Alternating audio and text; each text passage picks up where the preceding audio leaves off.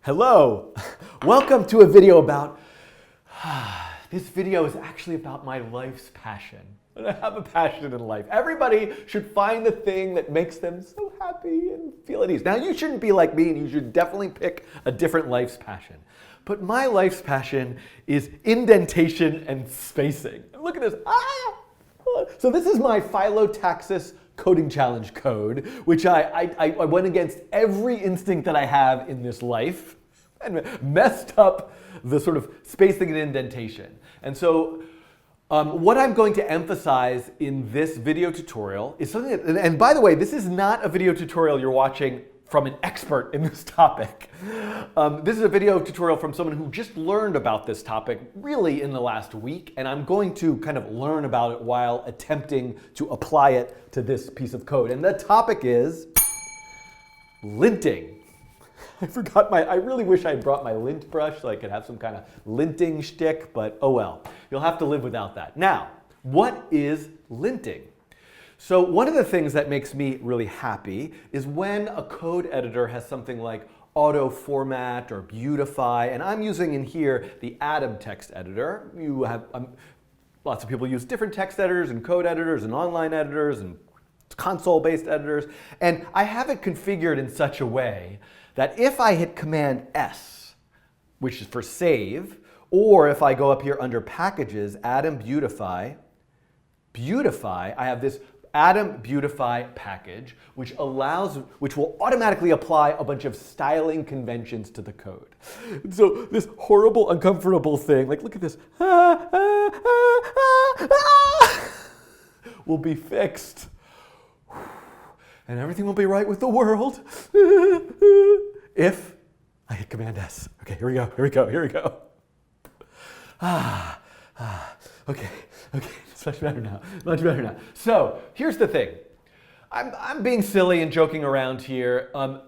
There's no reason why I couldn't have a program automatically look through the code and analyze it to determine if there are little things like a missing semicolon, or maybe there should be a space here between this. Now, again, I'm looking for things that don't stop the code from running, but that don't adopt a certain style convention for readability of the code, and also for maintenance of the code. So I tend to optimize for legibility and maintenance over like clever making my code like as concise and short and cryptic as possible.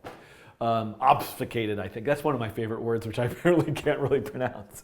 Obfuscation. Okay, so, and this can make an open source project more accessible actually to contribute to, because you kind of feel more confident as a contributor to say like, oh, I can run this little module that tests the code I want to submit to see if it adopts the style conventions. And so this is kind of related to unit testing and continuous integration that I have a whole other, it will pop up somewhere, video tutorial series about. Okay, so let's get started here. We know I have Atom Beautify. That will but it's not telling me about the semicolon here. So I need to figure out how to do linting. So the package that I'm going to use to lint, ooh, look at this, Philo-Taxis pattern. Let me just refresh. Let me actually adjust this to stop after a certain point. I'm just going to add something. If n is greater than 1,000, no loop.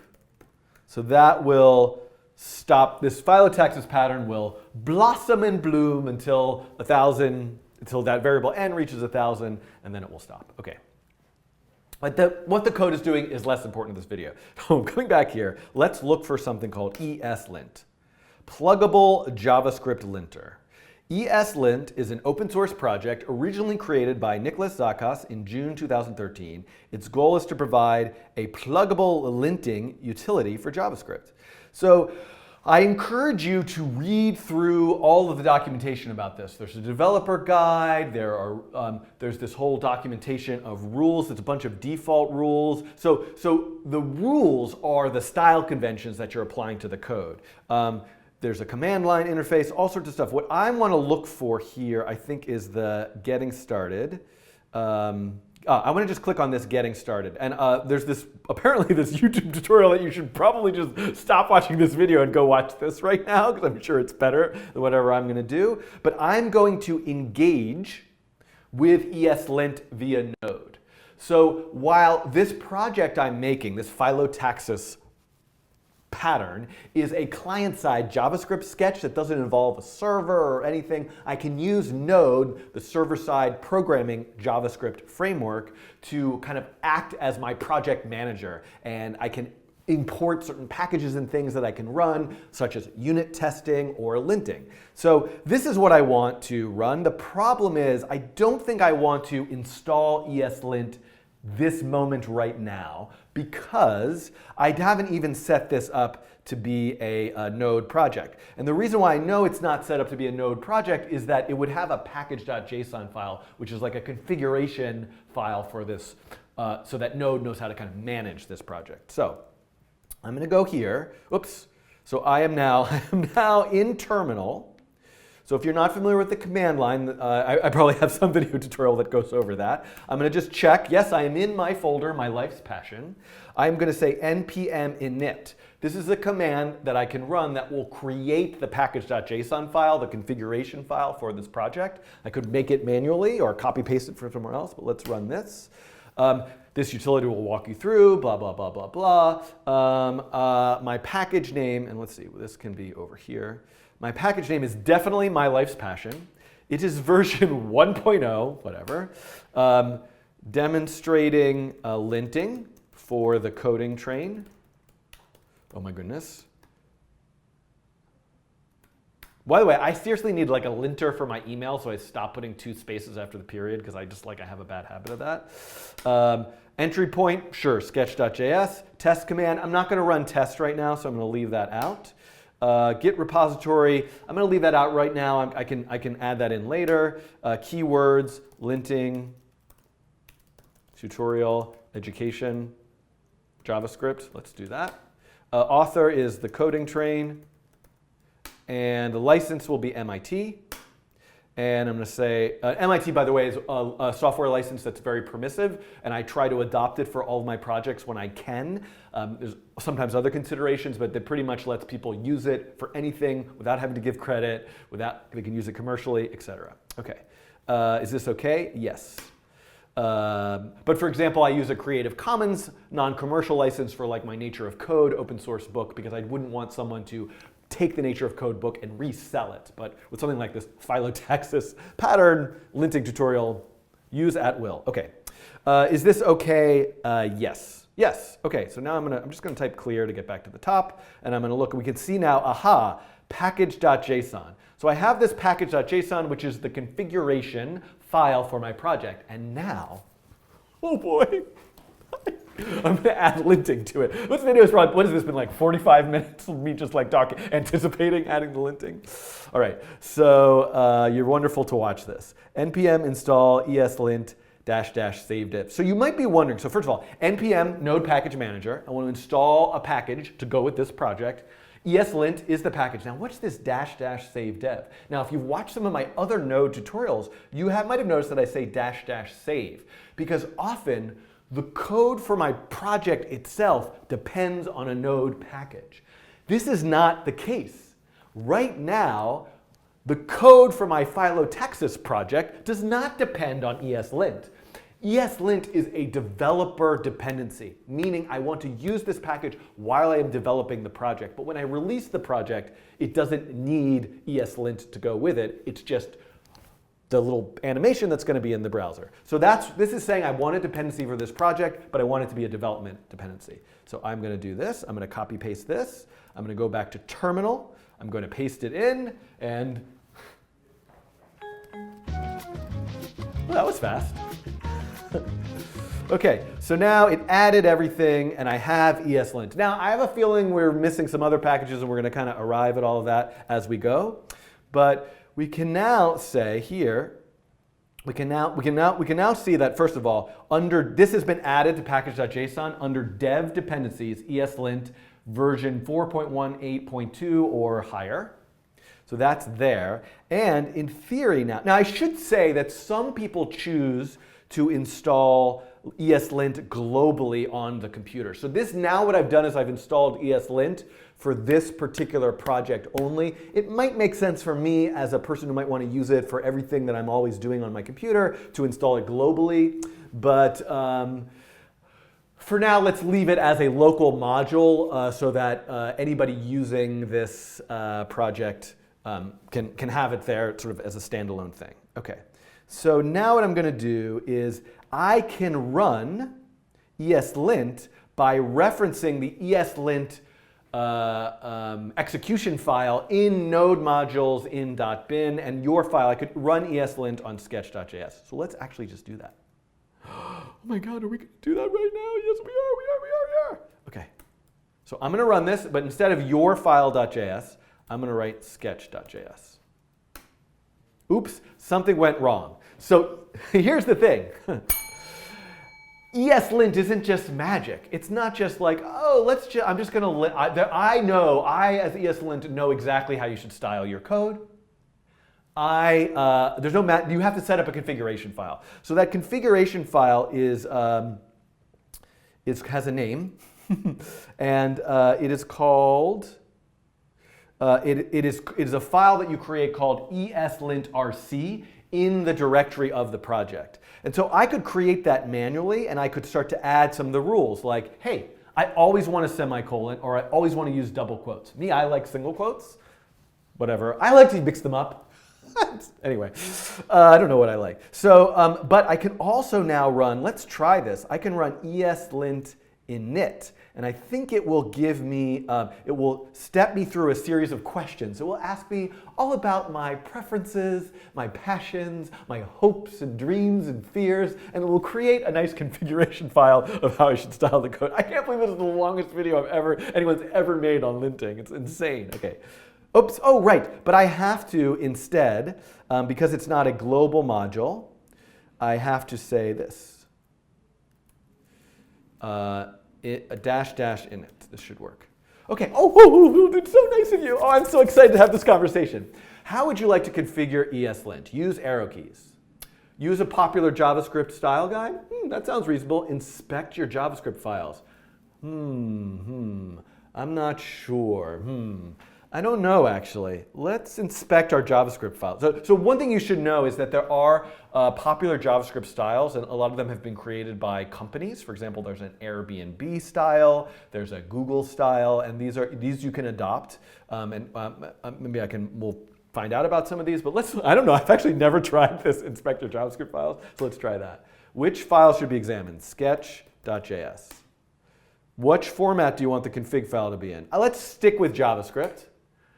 Am I using ECMA script 6 features? Yes.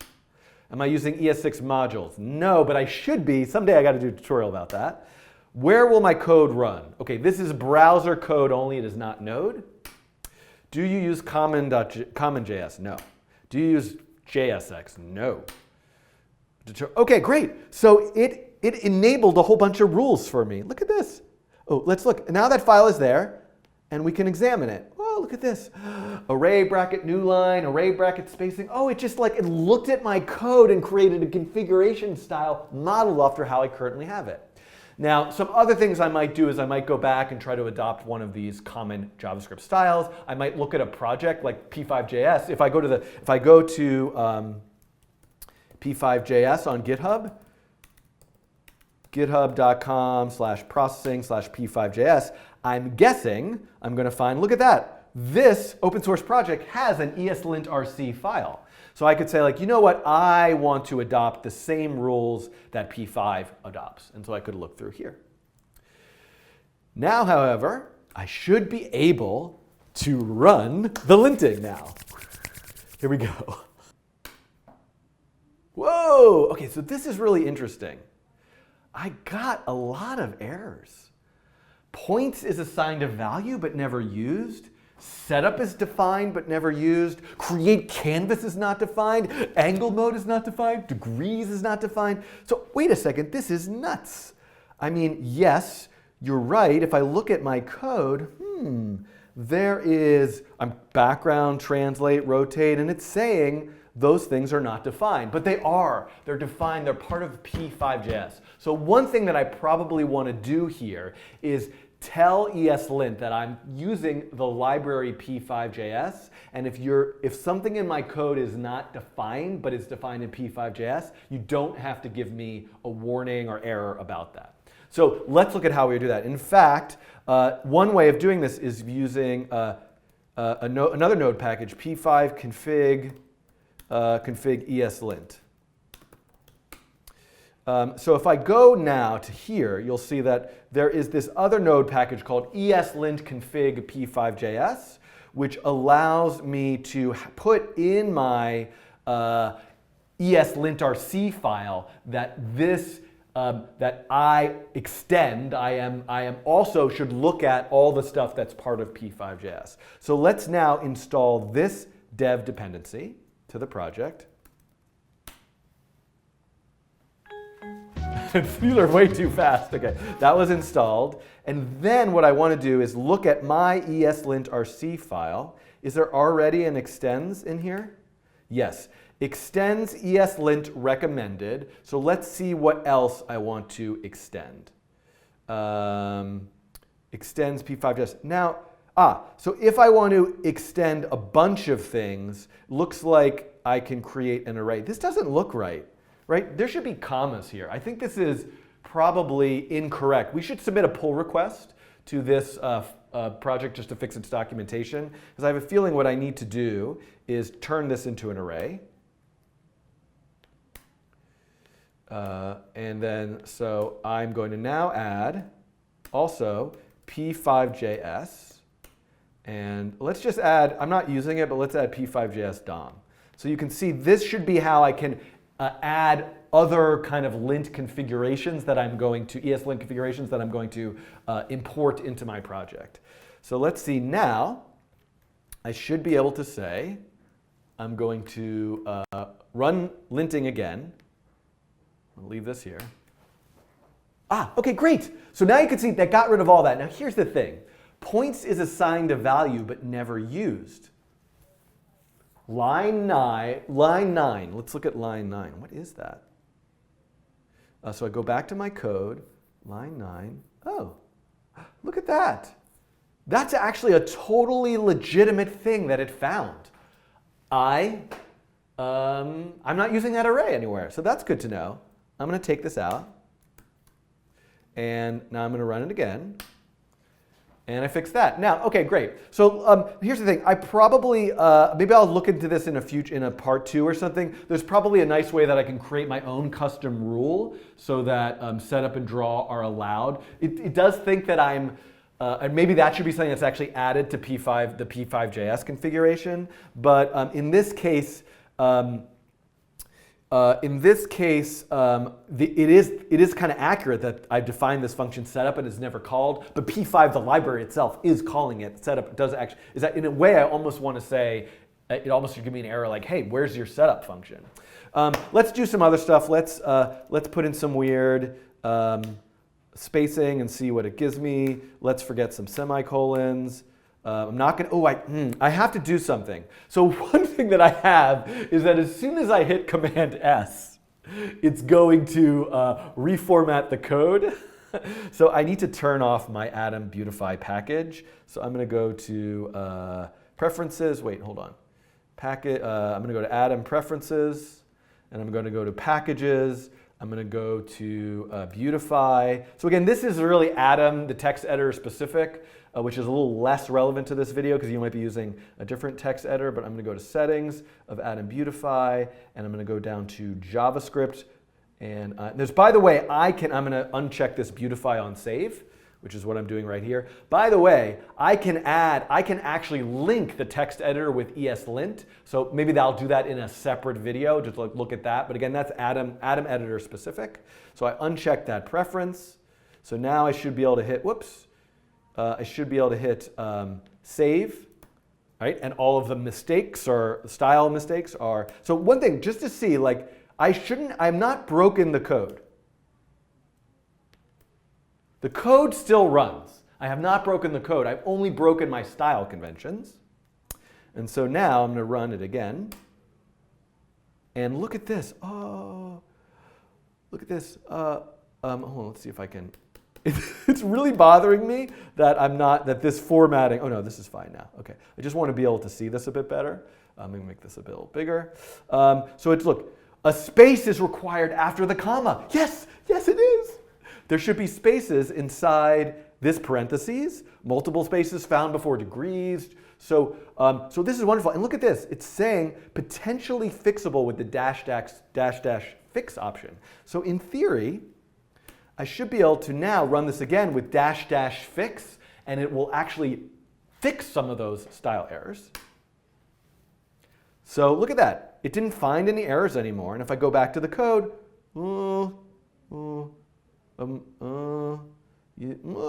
okay, I'm upset. Let's run this again. Yeah, so interestingly enough, this is deeply, deeply upsetting to me that there aren't two spaces here. If I run my package add in Beautify, I will get those spaces back. So that's something that I have to investigate, and probably what I need to do is go look at the ESLint documentation. In the ESLint documentation, go under rules and look for a rule that I can add to make sure that is fixed. Now here's the thing, most likely if I adopt one of these more popular JavaScript style guides, it's going to have more stuff in it that I might want, and maybe I'll come back and try some of those in a separate video. But I do want to mention one thing here. This was kind of no fun what I did, in the sense that nothing about this is fun. That I have to do this because I have ESLint as a local module. And so one thing I can add to my package.json file, and it's here under scripts. So you can see, one of the things you might have, if you watch my videos about unit testing, I could say things like npm run test. And what that will do is it will run whatever commands I have that are mapped to test in scripts. So I'm going to add one here called lint. And I'm going to say, I'm going to go and grab this. And then I'm also going to say star.js. So this would, in theory, lint any JavaScript files that are in the project, in the main directory. And I think it might not, and hopefully it won't look for the library files, which is something I definitely want to ignore. But if I do this and save this, now I can simply say npm run lint, and there we go. Now, that didn't work. Why did that not work? Lint ESLint star.js. Okay, I'm back. Thankfully, I make these videos with a live chat of people who know more than I do about this. And actually, I want to see this, because what happened is ESLint exited with an error code because there were errors. And if I'm going to run this automatically through some other process, like its exit status is 1 because there was an error, and that other process needs to get that report. So if I integrate this with some kind of other unit testing system or continuous integration framework, I'm like, what are these things? Check my other videos or ask in the comments. This is something that I actually want to see. So unfortunately, without setting up a rule, but I can just see, for a moment, just as a kind of like hack for a second, is I'm going to just comment out my setup and draw functions. And I am going to run this again, and we'll see, oh boy, comments should, oh, look at the crazy, oh, look at this. And that was a terrible idea. These variables are assigned but never used, and comments should not begin with a lowercase character. And you know what? ESLint, it knows me better than I know myself, because I agree. I do not want my comments to begin with a lowercase letter, although I do want an exception to that if I'm commenting out a bit of code. Although I guess ultimately in a sort of more formal open source project, maybe I don't want to submit a pull request or something with commented out code. But again, it's kind of okay for me while I'm experimenting with commented code, and I'm certainly not going to do this because that would ruin everything. So I have to think about that. I might want to disable that rule. But you get the idea. I'll delete it. Let's just delete everything. Hold on. I'm going to do Command X, and I'm going to say console.log. Yeah. What kind of quote should I use? Single quote. I'm so stressed out right now. This code is so perfect. Semicolon. Okay, now. How do I do that automatic clear again? I don't know. I'll just type clear because that's how I do it. Okay. npm run lint. Here we go. Oh, unexpected console statement. No, I should not have console statements. Strings must use double quotes. Okay. I reject. ESLint, I reject your configuration. Let's go see. This video, by the way, is like, I can't believe people are going to be like, oh, what's new from the coding train today? Oh, a video about linting. Wait, why is it 2.5 hours long? Because a crazy person made it. Let's look for quotes in here. So, I don't, quotes. All right, double, wait, there should be somewhere in here. Oh, maybe because it's getting the, I gotta end this video and learn about how this stuff works. Single, double. So I wonder if it's getting it from ESLint recommended. Like I wonder if some of these rules are coming from ESLint recommended. Command K, thank you. And so let's get rid of that just for a second.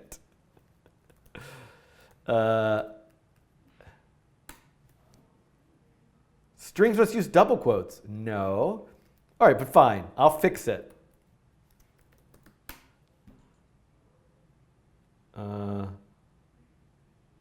It couldn't fix it. Command K, right? Yep, there we go. It couldn't fix it, so I will fix it myself. We're gonna make this thing lint itself. By golly. Let's get rid of the fix. Oh, that's so yay! Let's do that again. Let's make it much bigger.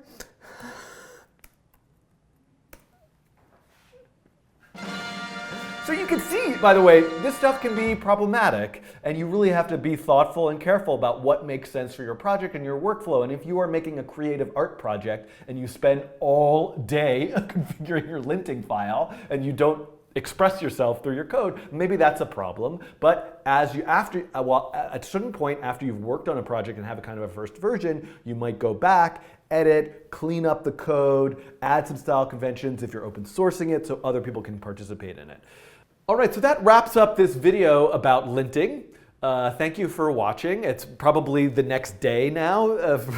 It's probably nighttime if you started this video and it's daytime. It's been so long. I will be doing a part 2, and I'm sure I've made a lot of mistakes and missed some things, and I want to really sort of think about what kind of configuration rules I want to set up for my workflow and maybe experiment with integrating with Atom or trying other text editors. So leave your notes and feedback in the comments. I'm going to wait at least a week before I do the part 2 so I can compile a lot of feedback and comments and then come back and do a part 2 and hopefully integrate this also with unit testing. Okay, thanks for watching.